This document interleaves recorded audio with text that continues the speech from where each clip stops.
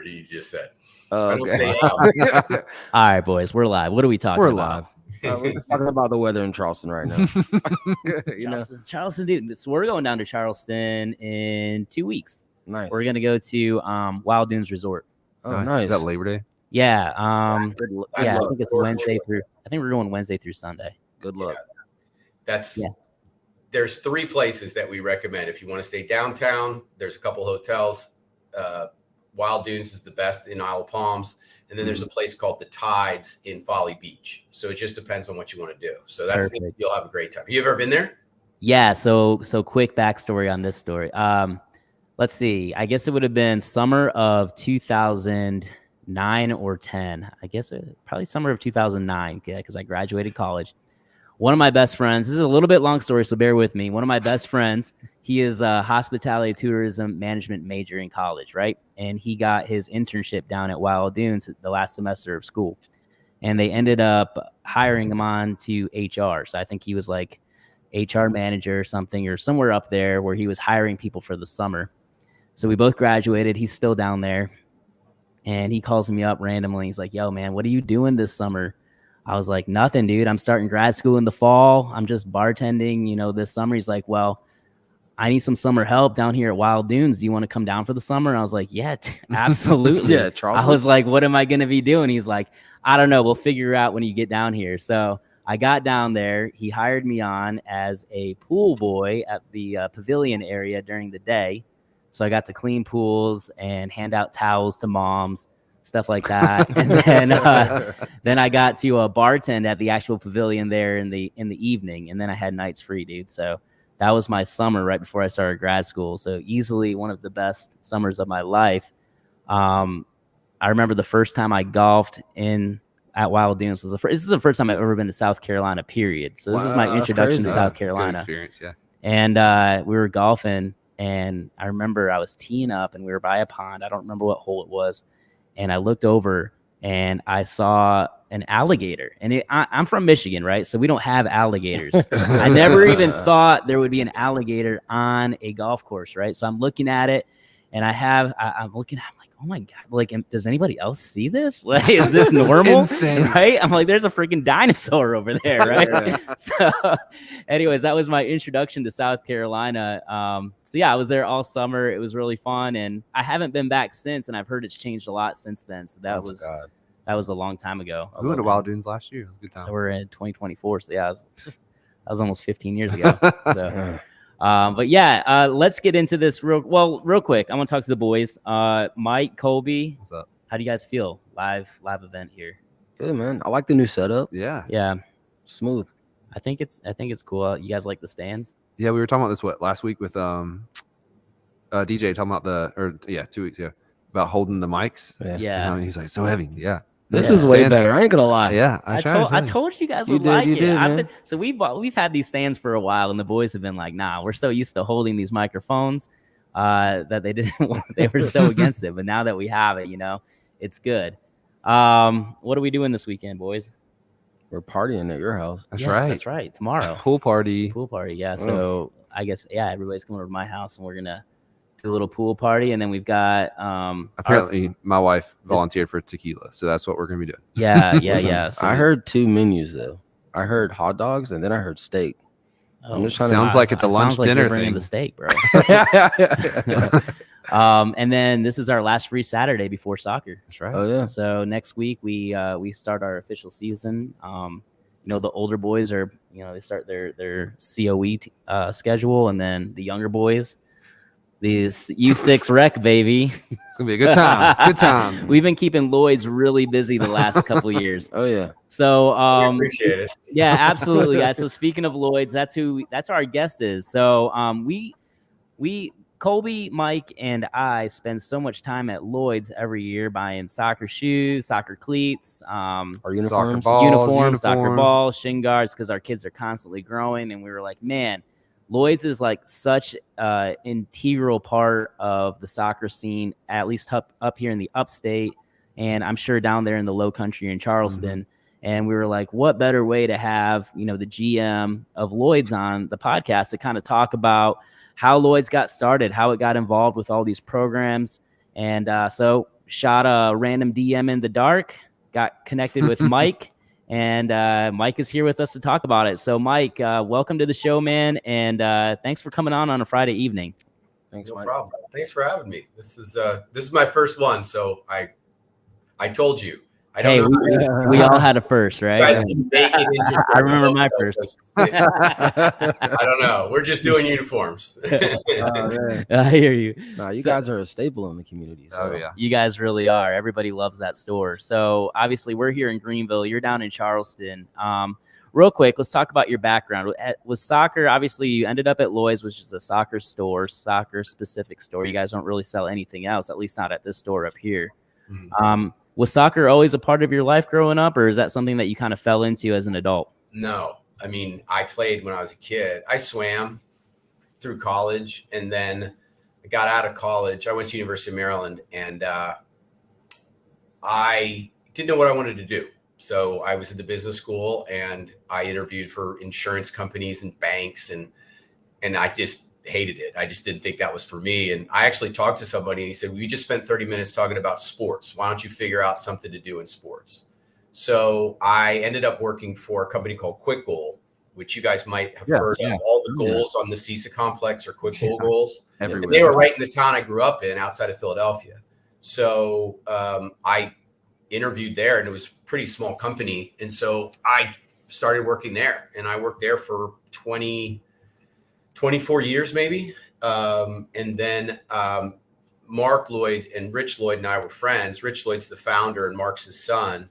And so I don't know, maybe 7 years ago, Mark and I would meet up like in Atlanta or other places, and we were good friends. And so we just started talking, and he said, "My dad's getting older. We're growing. I don't know, what we're going to do." And I was like, "Yeah, I kind of want to change." Cause I had moved. I lived in Philly for all my life. And then I moved to Hilton Head. I guess it was about 20 years ago, a little more than that. So I could work remotely. And then I just kind of got bored of the job. I was traveling a lot. I had a young daughter at the time, so I was like, "It's not worth it." So he and I talked, and he's like, "Let's try it." And so we did. And that's kind of the typical Lloyd's fashion, where you talk about it and you're like, "I think we can get along. So let's do this." And so, when I came on, we had 3 stores. We have 4 stores now. We have a new one in Columbia.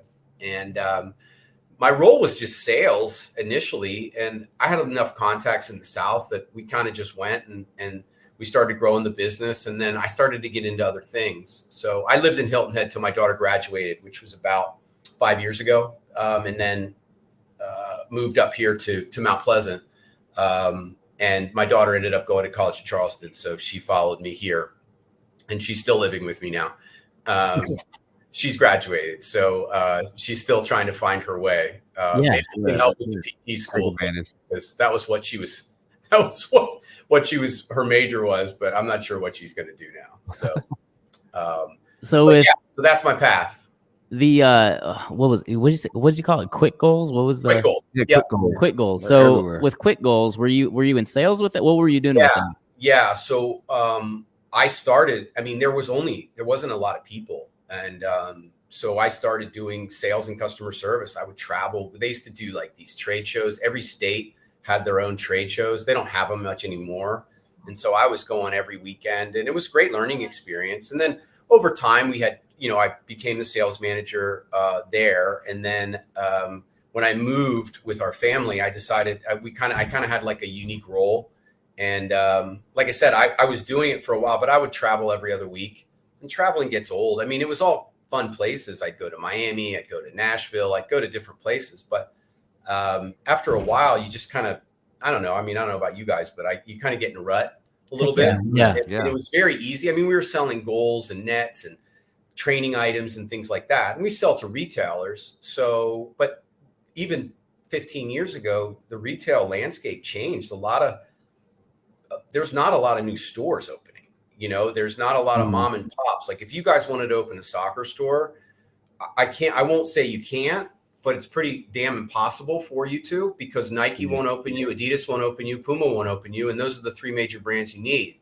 And so, the entry is very difficult. Years ago, I mean, if you had any anything, if you wanted to pop together a business plan, you could send it to Adidas and they'd probably open you. But the last 10 years, they haven't really done that. So a lot of that business kind of comes to us. So being kind of a legacy store, and as long as we continue to grow, we kind of have that protection, so to speak. You know, that's awesome. So they just honor your contract that you guys have had for years. For the most part, yeah. I mean, Atlanta's a market where they're with U.S. Soccer putting their headquarters there.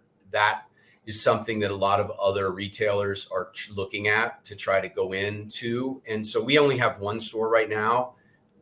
So the brands think it's like a 3-store market, and it's not their money. So it's easy for them to say you should put 3 stores there. And so we have to kind of evaluate what areas to go in. But yeah, I mean, they kind of protect us for the most part. I mean, I mean, in 3 or 4 states, there's only a few of us that still are able to do Nike, which is an advantage, but the internet expands. So, you know, CISA could buy from another company in Missouri if they want to. You know, I mean, it makes it a small world in that sense. They just don't have that personal connection, which is what we do, which is pretty much why we're a regional player and not a national player, because we try to go into markets that we have some team business, we have some uniform business, we know the area and things like that. And we try to hire local people, which is, to me, very, very important. You know, when you guys go into Greenville, Carl's been there forever. You know, and Chris, and he's been there for a long time as well. So they're from there. You know, Carl moved from there, but he's been there for a long time. So we try to keep it somewhat local. And all the sales guys are there at the local store. I feel like they're all like CISA kids and just soccer players that just go there to have fun. Yeah. I mean, it's unique with the hiring process, because if you like soccer, why wouldn't you work for a soccer store? Right. Absolutely. I mean, printing jerseys for 8 hours a day is not fun. Yeah. But they like talking about soccer. You know, they kind of everyone kind of gets along, so to speak. And so I think, and it's summer help. You know, we don't have many full-time employees. You know, it's really just Chris and Carl, and then we have a lot of, you know, and then we have summer help, and then we have, you know, year-round hourly employees as well. But you're right. They all most of them play for CISA for the most part. And the referrals, I mean, hey, it's fun here. Yeah. Oh yeah, for sure. You know? So I'm interested, you know, you've been in this business for a long time. You said at the beginning, especially, you were traveling a lot. Was that back? How long ago was that when you first started with the Gold Company?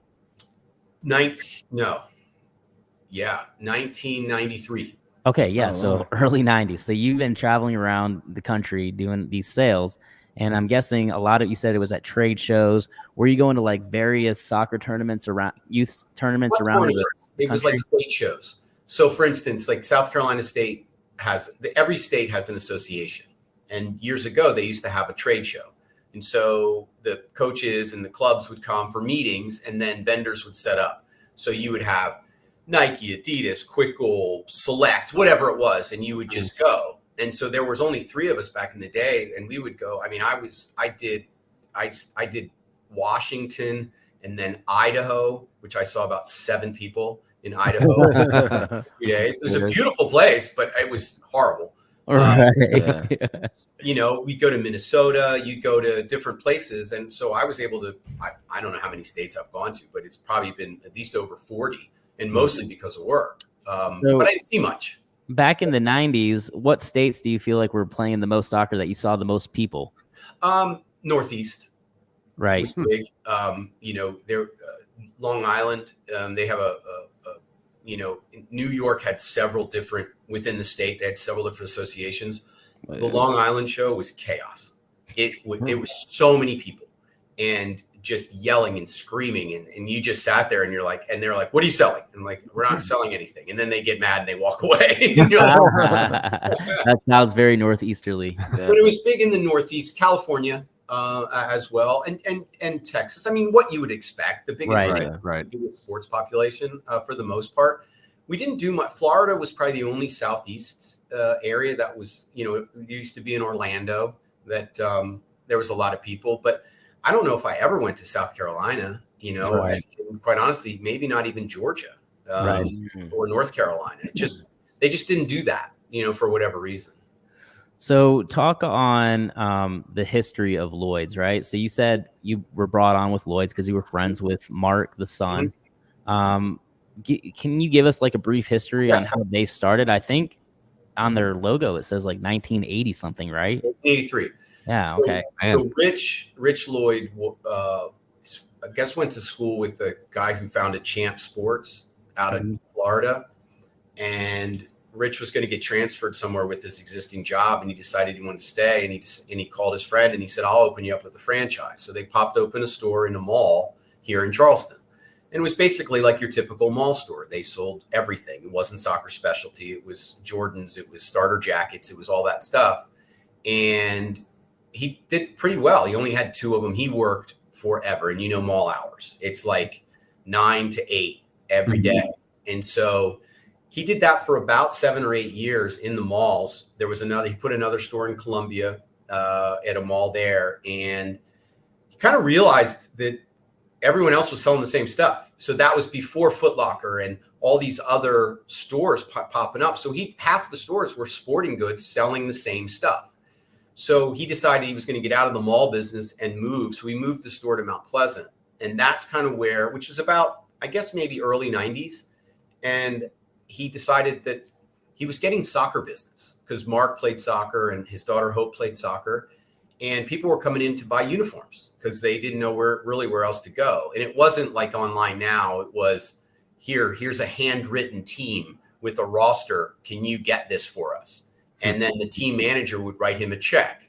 And he tells the story at the end of the summer, he'd have stacks of checks that every team paid for their own uniform. And back then it was really Adidas. Nike didn't do much in uniforms. And so they were there for about 10 years as well. And it kind of became from all sports to more of a soccer, skate. They did a ton of skateboards. All the people that are in Charleston, they all worked here and they made skateboards. They put the wheels on, they did all that stuff. And yeah, it's pretty funny because we brought back skateboards. It was our 40th anniversary. We were able to open up with a few people and the kids were like, I want that. And we're not a skate shop by any means anymore. Sure. So that was about 10 years there. And basically the business grew out of the space. And so in genius fashion, Rich came over here where we are now about 20 years ago and bought an entire building. It's about 15,000 square feet. Oh, wow. That's crazy. Yeah. But we only rent out at that time, they were only renting out one door. So he'd rent out the other 4 to other businesses. And okay. So there was like 5 shops in this one building. Correct. It's about 3,000 square foot areas. And so over time, they would just let leases expire. And, it went from retail with a few offices to embroidery and a little bit of printing in the second store. And then the third one, we opened up offices and, more on the corporate side, which is when I was here. And then we just took over the last 2 sections around Christmas time. So we gained another 6,000 square feet of warehouse. So now we have past Christmas. I'm sorry. You said this past Christmas that happened? Yeah. Mm-hmm. Oh, wow. Yeah.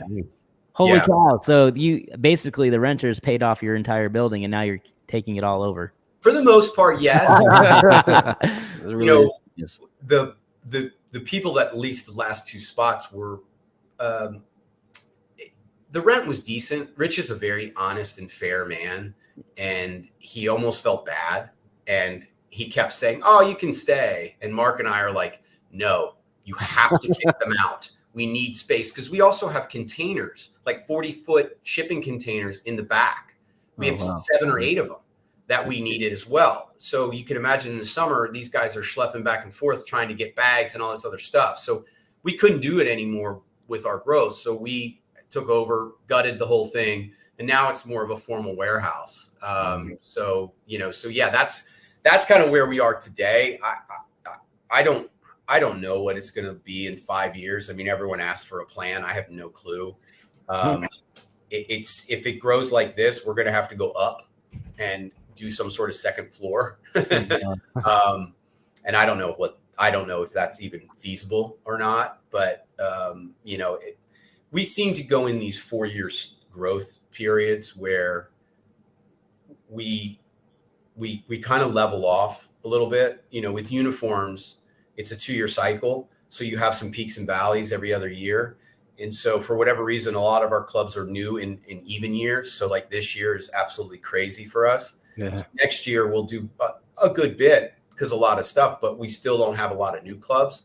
So it almost takes like 4 years for us to go, all right, where else do we have to go? Because the other thing was the reason why we expanded Greenville. I mean, it's not the best retail location in Greenville. As you guys know, you got to drive down the hill and in the snow, and you're taking your life in your own hands by. Yeah, dude. I remember the first time I went there, I was like, is this the right place? Where are we going? I get texts all the time. Where is your store? Right. Oh, wow. It's right there. And they're like, you have that big Lloyd's right there, like going down the hill. It's like right there, but it's like, all right, where is it once you get down there? Yeah. We argue with we ask them all the time. Can we do a bigger? Nope. Can we do a bigger sign? Nope. Down the hill. That's all we do. Does anybody even go into that complex for anything else? That Powerhouse Gym is pretty good. I mean, I think yeah. people there, and then there's some other places up front because we used to be in that little front area. Yeah, I remember y'all you guys there. Yeah. Yeah, and so the fact that they did all the printing out of there is crazy. So that was our first foray into Greenville, and then that was maybe we moved in that building 6 years ago.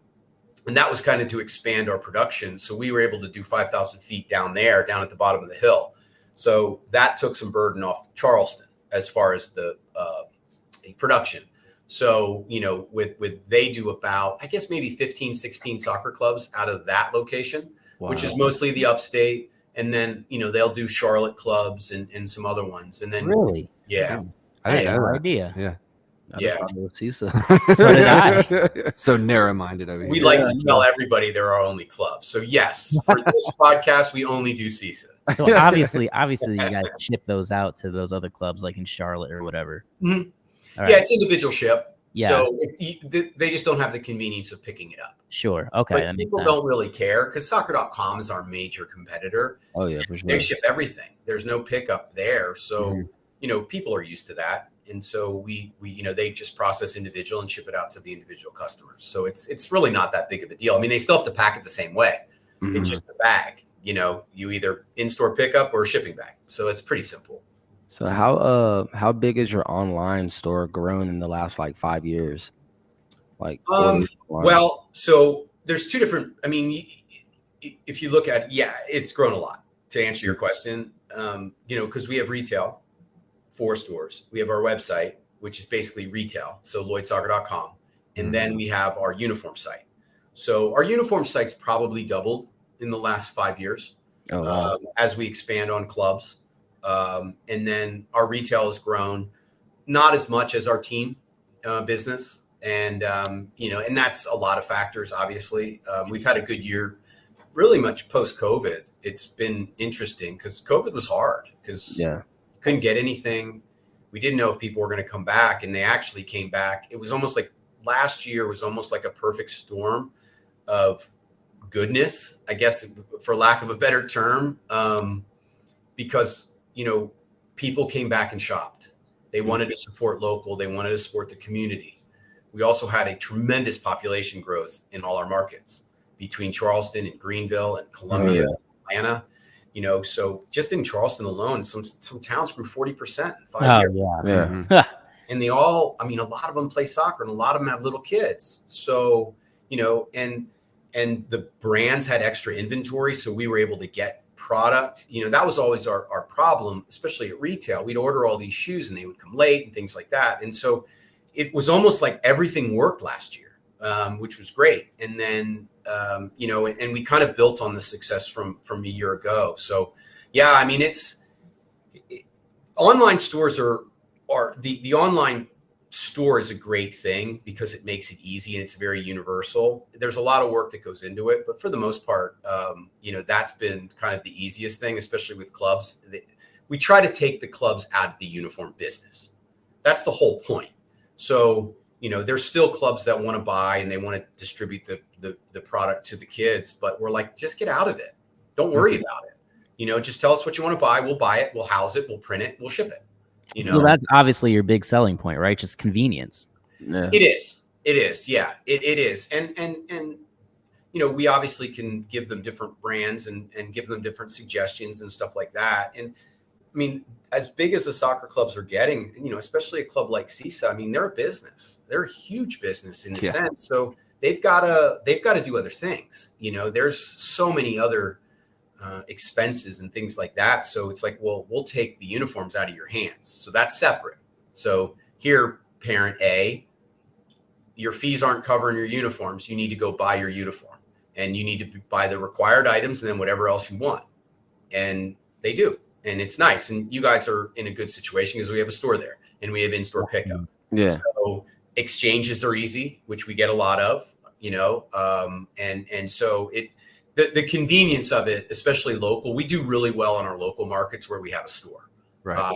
You know, it's a little more competitive when you have to sell against a bigger company like a soccer.com, when you're like, well, it's around the same thing. Everything's the same. What makes you guys different? And that's kind of where, you know, a lot of times, you know, we laugh here because Mark, Lloyd and I go and we'll go meet with these people and we'll just talk to them. And if they like us, we have a chance. Right. And if they don't, then they'll probably stay with whatever supplier they want to stay with, you know? And so, you know, and so we kind of feel each other out, so to speak, you know? And so there are times when you're like, well, this might not be a good fit, depending on what they want and certain things. I mean, you know, like recreation soccer, you guys talked about it earlier. You know, it's a low price point. So, you know, you get a jersey and a short and a sock. And if someone's organizing it and that's built in the fees, they want to pay as least a dollar amount as possible. So they're like, can we do this for $10? And we're like, no. And we're like, okay, let's move on. And that's fair. And that's totally fine with us. You know, we work with that, but we also want to get that rec player because a lot of kids that are starting soccer, the parents might not know anything. They might not know there's a soccer store in their town. They might not know that there's a $20 or $30 shoe that we do have. You know, we're not, you know, Dick's Sporting Goods kind of has the market on those low end shoes, and parents, they should go there, but we also can do that too. And they can come in and try them on.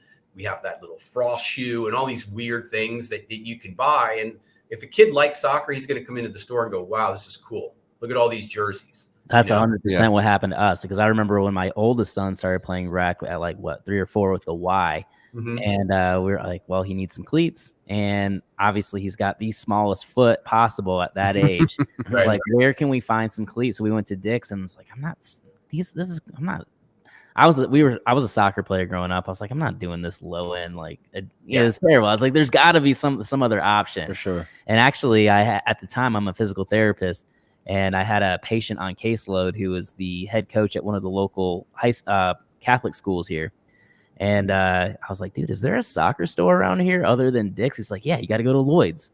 Yeah, like, then that was a game changer. And we walked in and we're like, of course we're going to spend money here. Yeah.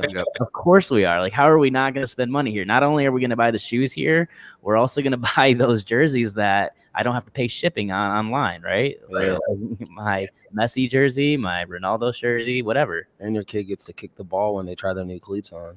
You know, like run, jump, pass. Yeah. Right. Yeah. And there's turf in there too, which is awesome.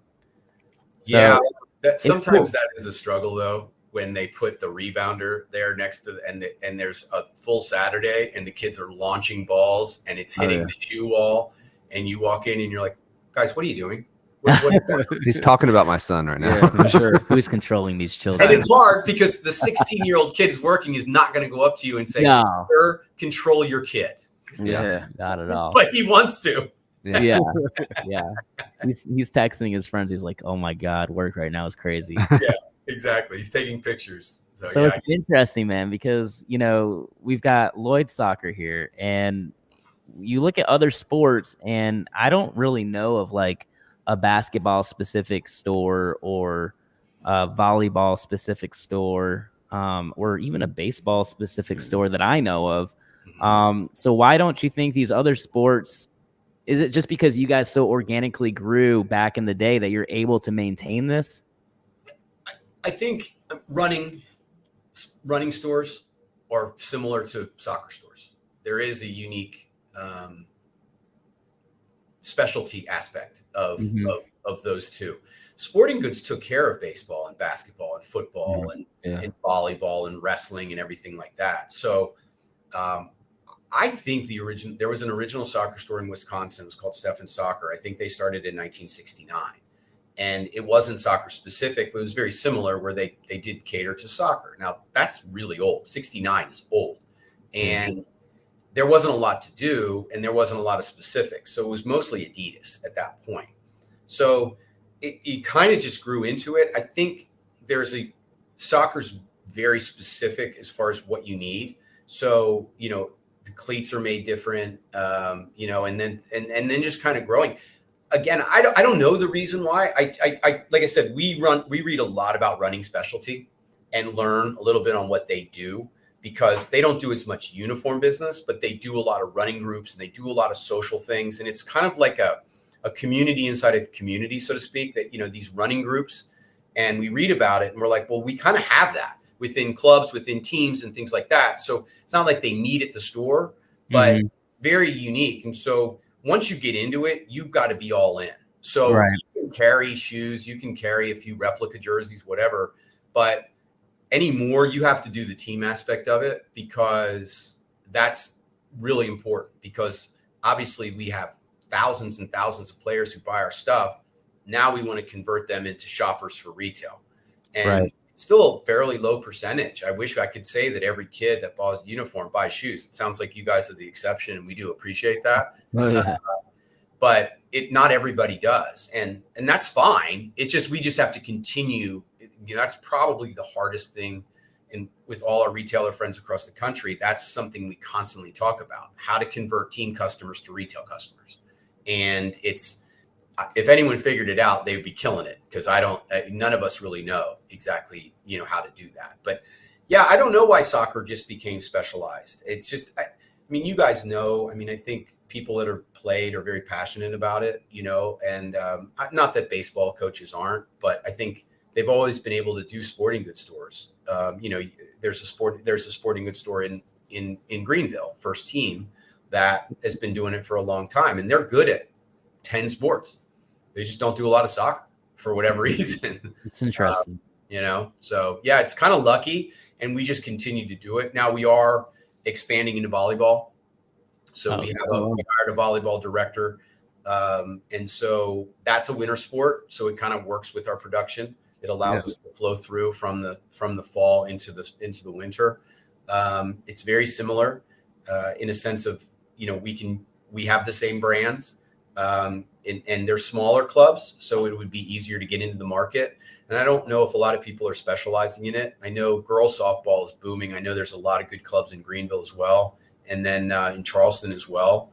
And so, we've kind of just started to learn, and we decided, let's do this now and let's try it and see what happens. So, everything's taken care of for the most part. We just have to meet these people and figure out what they want. And, talking to the brands, they're kind of like, yeah, you guys are in a good spot. There's not a lot of people out there. And a lot of these clubs, they might be, and I don't mean to say this in a bad way, but volleyball is a little bit behind with the technology. They still do a lot of bulk. They still do a lot of things where we're going to provide jerseys for our kids. And so the online aspect of it, I think, is really appealing to them. So, and we hired somebody that's very influential, at least here on the coast of South Carolina. So I think, we can kind of get started. And I think that's a big push for us in 2025. We're still going to be soccer specialty, but we want to make sure before we get into a sport, we try to know everything about it, or at least more than most, So we've learned a lot over time of the different clubs and what they buy and their buying tendencies and things like that. So now we just got to go out and sell it. But it's so busy right now, no one has any time to talk about volleyball. I get that. Well, that's really cool. It sounds like, you start with a sport that's not so mainstream, and as it grows, obviously you're going to grow. So it's insane, the growth that soccer has seen over the last, I would say, even 15 years in the United States. What do you think you attribute that to? You're in the sport, you're in the scene. Why do you think soccer has boomed so much in the United States in the last 10, 15 years? I was going to say even more than that, just because you were in Quick Goal. Quick Goal has been soccer for Yeah. forever. Yes, I mean you've seen Sure. it, and then your national sales. Like I mean you've seen the growth. Like you've Right. witnessed the growth. You've been a part of the growth. Yeah, you've How do seen. you? I'm what- sorry, No, Colby. I was just saying, interrupted you. no, you're good. I was going to just say, like, I mean, repeating the question. I mean, what do you attest to the growth of that of soccer over the past? I mean, I would say even 30 years. Yeah, I it's mean, crazy. I mean, I don't think there's one answer. I think kids can play at a young age.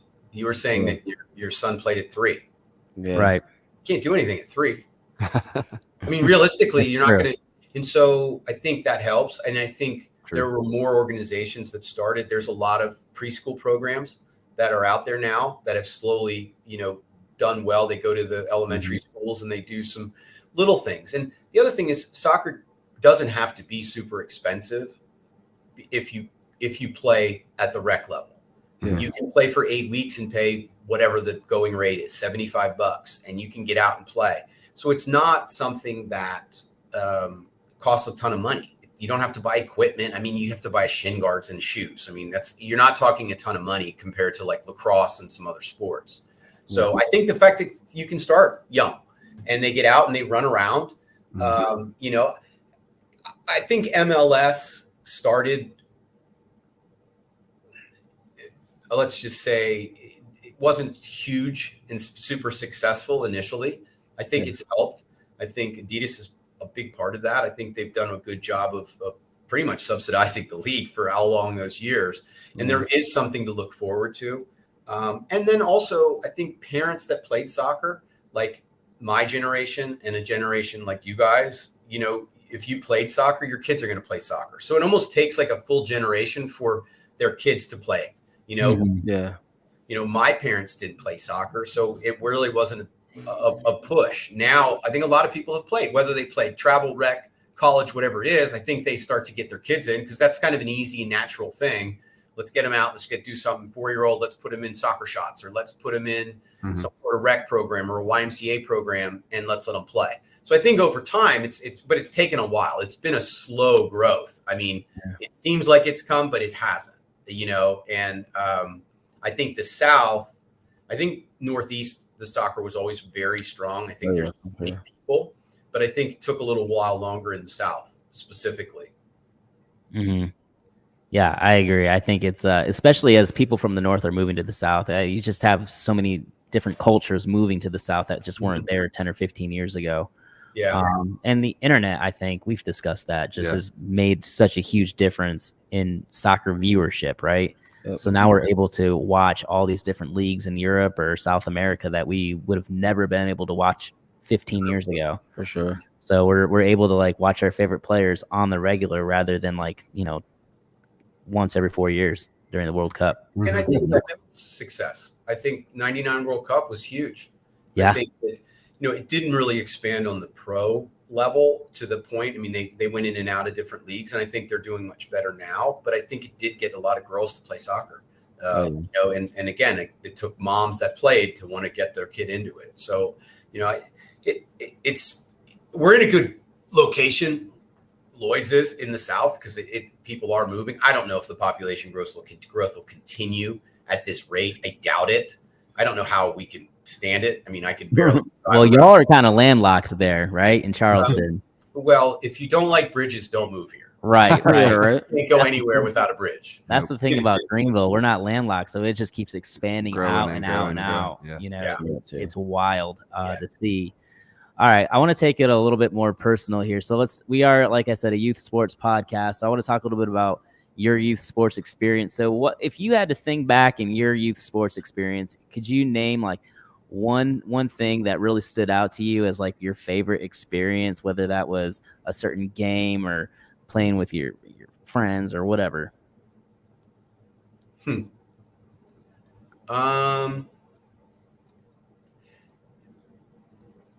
I remember when I can't relate it to soccer. That's fine. I think I was very good at soccer. I remember winning my first trophy when I was 6. That's huge. Yeah. Yes. And the trophy was bigger than me. It became all about trophies. At some point when I got older, my dad said, you either like it or you don't. You can't swim for prizes. And back then you didn't get, and not everyone got something. And I don't mean to go down that whole rabbit hole of every participant. Oh, we totally can. Yeah. But yeah. If you got fourth, you didn't get anything. Right. Yeah. Right. And you learned how to deal with that. But I remember how proud I was to get a trophy. And I thought, wow, what a cool thing. And that's where sports was. And people, your friends started congratulating you. So that was kind of the, that first memory that I have. I still remember the pool, and you stand on this little block and they're like, and I got third place. It wasn't like I won, but I was just got this little trophy. It was the coolest thing. So, I mean, yeah, that to me was something that, and then you love sports because you don't think about friends when you're 6. Like you have friends, you just go and you do it, and you just meet people and you just go along your way. And then, I played baseball and I did play soccer, but you just meet people, and it's such a cool way to be a part of a group. And, as you get older, if you're good, you become more popular. Basically is what happens. Maybe it's different now. I don't know.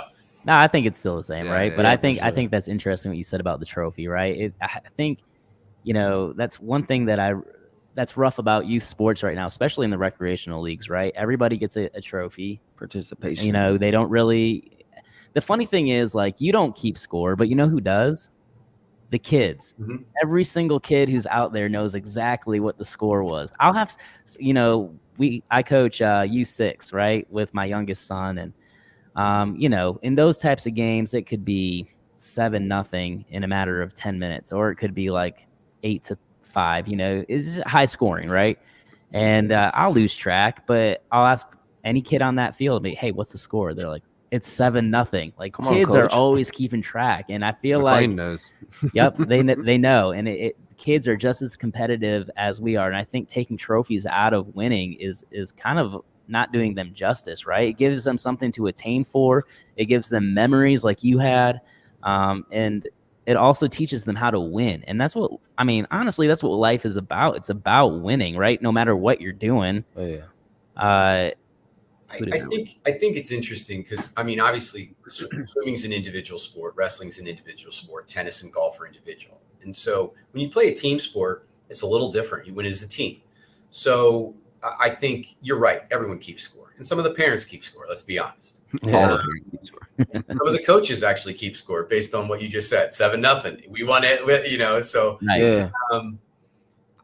I think there has to be something where winning is important. I don't know exactly what that is. I wish there'd be some sort of compromise where not everybody got it, get something. But if you play, look at the Olympics. You have people that get 4th place in swimming that don't get anything.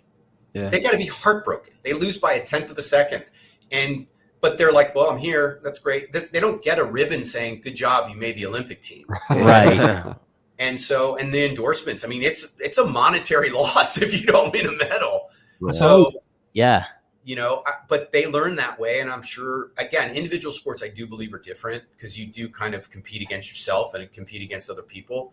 Whereas a team, it would be, obviously U.S. women won. That's great. And that bronze medal game was important for one of those teams. One of the teams was going to go away empty-handed. Yep. So at some point you've got to go from everyone getting a prize to winning and losing. And I don't know what perfect age that is. Is it 12? Is it 10? I don't know. I'm not a psychologist, but I would think there's got to be a point because then you can figure out how to be a good winner. Ultimately, And a good loser. that's given, I think, because he's been stomping around losing. Well, a lot of kids don't know how to lose when That's they're true. little, right? You're right. You see a lot of sports they don't know how to lose, and that's part of life. Like, I do think that learning those lessons young is a good thing, and I think it's gonna take you to the next level as far as life because eventually you're gonna be an adult, and if you learn how to win and you learn how to lose with grace, like you're gonna be a better person. I think it sets you up for your job. Yep. Mhm. Your first job, you go in an interview. If you don't get it, what do? You pout? You stomp your feet? Gotta go get Why didn't they another hire one. everybody? The next one, You learn some of those lessons when you're a kid. You're like, all right, I'll try again. right? Great. It's not all going to be easy, So yeah, I don't know. I don't know the right answer. I feel like that little motivation back then was interesting for me, and it seems like that works. And I think it works for a lot of kids, honestly. But I if agree. everyone gets it, then it doesn't matter. I agree. Yeah. We learned pretty early in the Tharp household how to lose because my wife Alex doesn't let anyone win at all, can see and she that. rubs it in your face. It could Oh, be yeah. it could be Mario Kart, and it's you're not I winning. feel like you got to do that to your kids. Man. Yeah, You have to. Soccer Yeah, if you're outside, letting your kid anything. win, there's something wrong with you. Even Mario happened. Kart, or do you rub it in their face too? Alex will rub it in their face. I do. I ain't gonna lie. There you go. So that's why we're sitting where we're sitting. Yeah. Right. All right. Talk about did you have one coach growing up that really stood out to you that made a difference in your life? My high school swimming coach, by far. So I went to a school called Germantown Academy when I was in 10th grade, and to swim for this, and there he had coached Olympians there, and so it was a very big time school, and he scared the hell out of me. And he was an Olympic coach, and he was an older guy back then. He's still alive. I think he's in his 90s. I think he might even still be coaching. And he was the most intimidating person you walked in, you said nothing, you got in and you swam, and you just kept swimming. But he had a soft side, and you didn't see it much. And that was interesting to me because it was, for a year I was scared to death of him. I didn't talk to him. I wouldn't say much. And he would talk to me every once in a while. But when you did something really good, and it didn't have to be in swimming, it could have been school, it could have been something else. And he would take you aside and he would just say, I'm really proud of you. And that's all he had to say. And because you were so scared, you didn't know what to say. And I just would be like, okay. And I just walk away. Thanks. But when I graduated from high school and went to college, I'd go back and swim in the summer. And he was a completely different person. He talked to you. Who are you dating? How's it going? Drinking too many beers. Like, he became one of the guys, but while you're under his guidance, he was awful. Like, he was scary. I mean, he wasn't awful. So when you go to college, nothing's going to be harder than what he put you through. And so he kind of prepared you for that. And quite honestly, prepared you for other things. So you fail, get up, do it again. And just like us, like we just in business, we talk to a club, they decide to go somewhere else. All right, accept it, move on. Let's go get somebody else. And that I couldn't get taught that from my parents. Right. Yeah. They would say it, but I wouldn't listen. And unfortunately, you guys are going to probably go through the same thing where your kids don't listen to you either. So I'm in the same experience. So going through that. but he was great. And, seeing him years later, I saw him on a plane in Charlotte, and he literally made the guy move to sit next to me. And we talked, this was from Philly to Charlotte. It was about an hour. We talked the whole way. We didn't talk anything about swimming. We talked about my life, my daughter, everything. It was so, and he had kids going to a meet there. And so he was so proud of talking about these kids and what they did, and not the swimming, just like, she's going to Princeton, she's going to Harvard, and she's going to Yale. And that was what he did. And so, he was, I wouldn't trade that for the world, even though it was unbelievably hard and boring. And I hate swimming. So pretty much it burned you out, but that's still, I mean, you took the lessons that you learned and you continued it on. I think that's amazing. I think that's one of the powerful things about sports, right? It's like if you get that really good coach, he can really make a huge impact in your life. And like you said, sometimes, we like to think as parents that we're the most influential people in our kids' lives, but as they get older, we know we're not gonna be. And having something like that with sports can be a game changer, and maybe not even sports. I mean, it could be anything, right? Like a great violin teacher or a great piano teacher, Sure. So I think that's really cool to speak on extracurricular activities and the importance of them as kids continue to grow up. I think sports teaches you so many lessons. I mean, you know that. And I think everyone should try. Who cares if you're bad at it? When you're a kid, you might not play long. Who cares? Just try. Be a part of a team. I agree. It's a great thing. Even if your coach doesn't know anything, you get to meet friends, you get to do stuff, and you can. I don't know. I can't be more positive on just playing a sport. It doesn't matter what sport. I just think it's such a great way, a social way to get out and do something.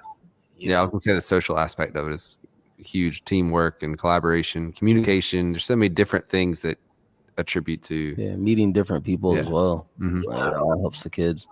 And then the parents get to be friends, and you have to Hey, that's how travel. we with Then started. you form a podcast, and then That's you right. just That's how we started, on the sidelines together.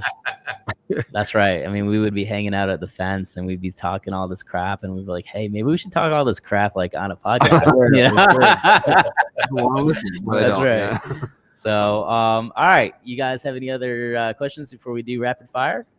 I had one. Okay. I just had one, with Lloyds, and Copa America coming to America and the World Cup coming in, a couple years. Like, did you guys see a boost, when Copa came here to America? And not tremendous. not I think, tremendous. Okay. World Cup 26, almost everyone is pointing to that as to be this next big growth area. Oh yeah, Right. for sure. Copa's a quick hit. Copa, we buy jerseys and we sell them and we're done. We're in and out. Gotcha. Euros are probably more popular. Oh wow. Okay. Yeah, just because they're Bigger teams. Yes, sir. Yeah, so we do a little bit of both. I do think World Cup will be. I was actually working for Quick Goal in '94 or '96. I can't remember when the World Cup hit, and we almost went out of business because there was so much growth after that World Cup. That's crazy. We couldn't keep up with it. It was that bad. And what a great way to go out of business. You have too much. Great problem to have, right? And we couldn't finance the growth. That was the problem. And Wow. so I don't know if it'll be that giant of a spike, but I do think it'll be big. '96 World Cup is a big deal.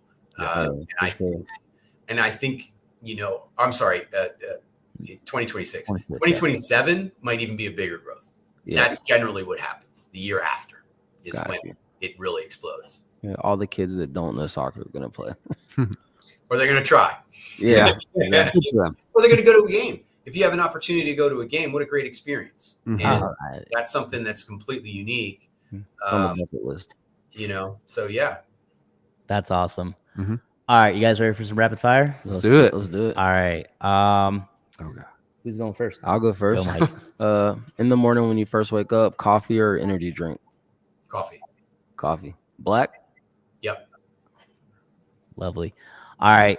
You've got a week's paid vacation, black card, everything, all expenses paid for. You can go anywhere in the world. You're flying out tonight. Where are you going? Italy. Perfect. Oh wow. All right. That's a good one. I just got back from Greece this summer. It's a good time. That was number 2. Oh yeah, wow. Do it. Do it. Rub that in, Colby. Rub that in. I know. baby. I'm gonna hold on to that as long as I can. All right. What was I gonna say? Oh, who is your favorite athlete? Any sport? It's a good question. I don't.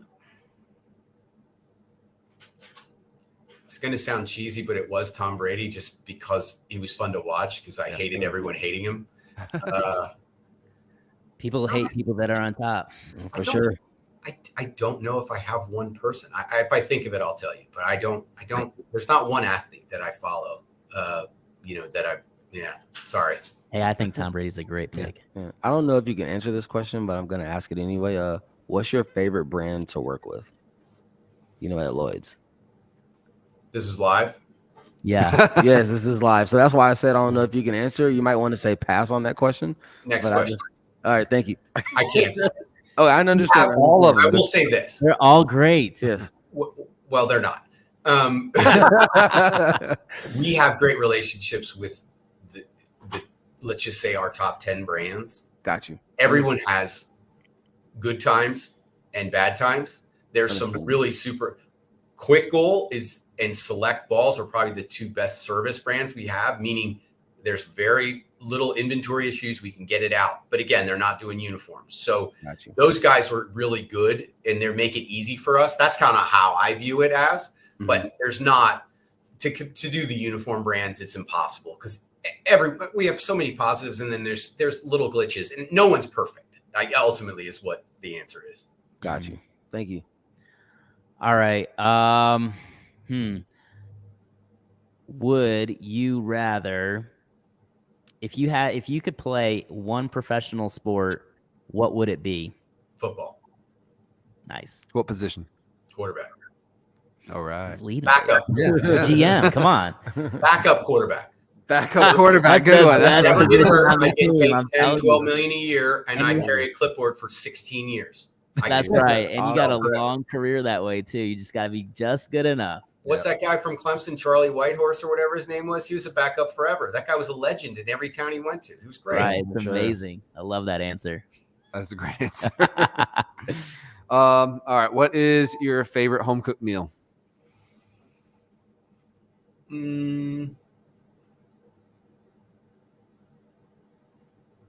Probably baked ziti, which isn't fancy by any means. I'm not a great cook.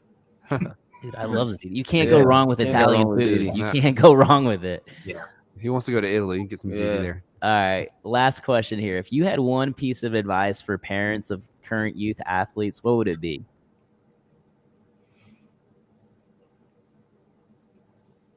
I have a lot of answers.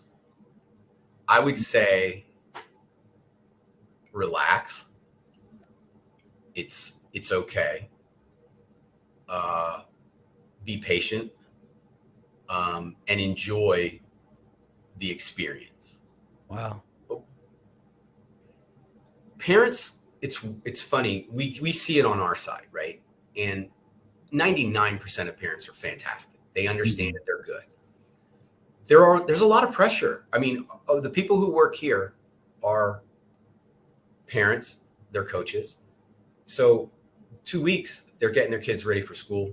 They're ordering uniforms. They're being told their club schedule, and they're going to Charlotte. They're going to Florida. They're going all over the place. All in 2 weeks, they're doing all this stuff.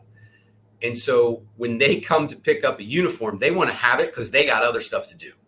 Yeah. And by the time the games, I think there's a little bit of it's just a lot. And I get that. And so I think, I mean, my daughter was a gymnast, and I just sat there and I watched, and I enjoyed it, and I loved it. And I was very supportive of her. I didn't really worry about it. And so I think that's what you guys see probably on the sidelines. You probably see the majority of parents just sitting and watching and smiling and enjoying, and the kid plays, and it's great. You did great. Whatever they did, you did great.